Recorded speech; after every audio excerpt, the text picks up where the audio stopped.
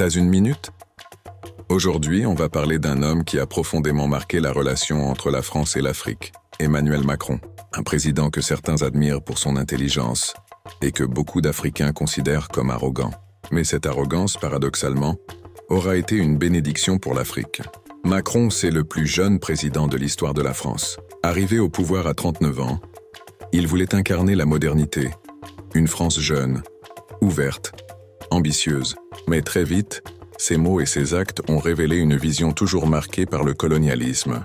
Et sans le vouloir, il a réveillé tout un continent. Quand il parle de l'Afrique, Macron adopte souvent un ton de professeur. Il donne des leçons, explique ce que les Africains doivent faire et s'étonne ensuite de leur colère. Souviens-toi de ses propos au Burkina Faso. Devant des étudiants, il dit en plaisantant que le président Roch Kaboré est parti réparer la climatisation. Une phrase humiliante prononcée sur le ton du mépris. Ou encore à propos de la colonisation.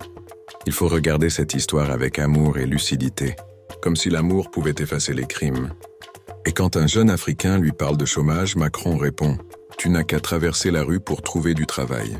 Ce ton paternaliste, cette manière d'infantiliser les Africains a eu un effet inattendu. Il a réveillé les consciences. Avant lui, la France parlait de coopération et de fraternité. Mais Macron, avec sa franchise arrogante, a fait tomber le masque. Derrière les discours, on a vu la domination. Les bases militaires, les contrats miniers, le franc CFA. Il n'a pas inventé le système, mais il l'a révélé au grand jour.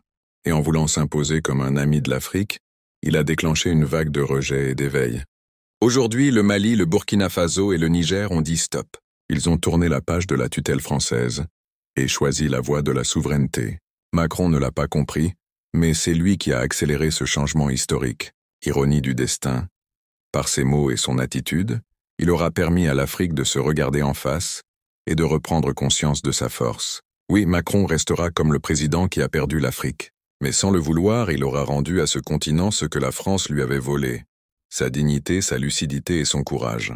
Alors abonne-toi, parce qu'ici on parle vrai, on dit ce qu'ils veulent cacher. Et on réveille les consciences africaines.